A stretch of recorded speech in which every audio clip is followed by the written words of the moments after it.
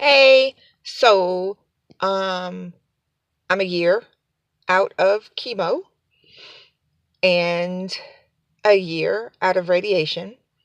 I still have my port and whatnot. I still have to go get checked up on that. So far so good. So we're beating this thing. Yay. I still have hair.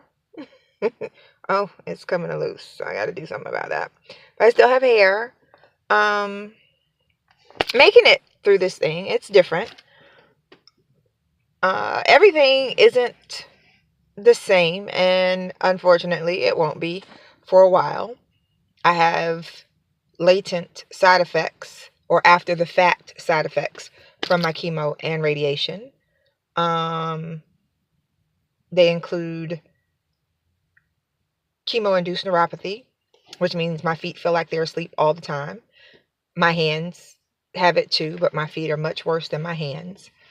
I have radiation enteritis, which means my intestines are really upset all the time from the radiation.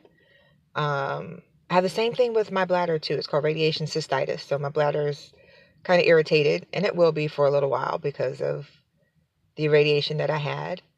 I have horrible stomach cramps at times. Feels like a contraction, like I'm just having a kid out of nowhere.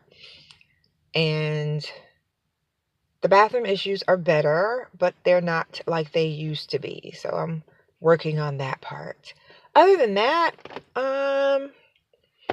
my permanent suntan isn't so permanent anymore. It's going away from them hitting the same spot all the time. It's not as irritated anymore, so that's cool.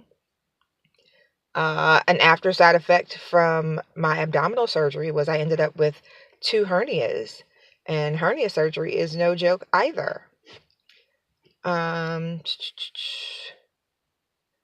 do have lymphedema, or well, it's lymphedema because they took the lymph nodes out of my right side. Yeah, I have to do that too. I have to make sure it's my left or my right.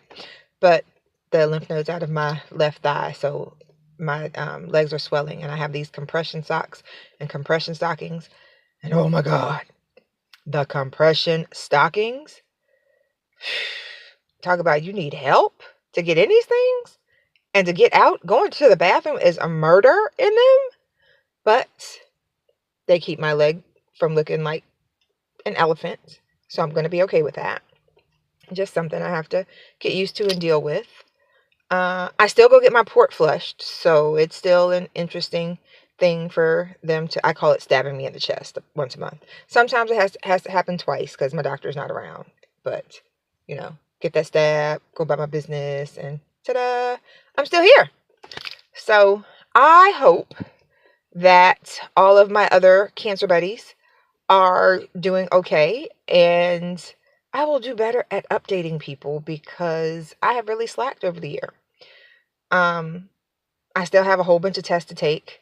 I have a mammogram coming up later on this month, and I hate those. I mean, hate those. Oh, wait, I forgot.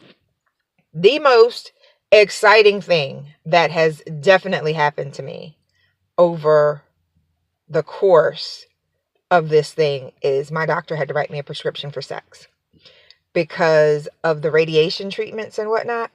My hoo-ha, cooter, vagina, whatever you want to call it, has a very like thin layer of muscle or whatnot. It's not visceral tissue.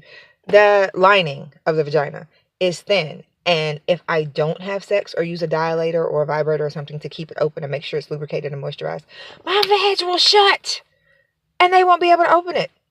So that is like really, really weird. I don't want my vag to shut, but I'm not like open for sex either. So we're going to see how this goes. But yeah, prescriptions for sex. How about that? And upside to cancer. Who'd have thunk it? But life. I'll live it. Figure out what I got to do with it. And like go from there. So, I'll hit you up later. Maybe we can go on a doctor's appointment visit to see what I do and how I get my port flushed and have that kind of fun too. So, I'll holler.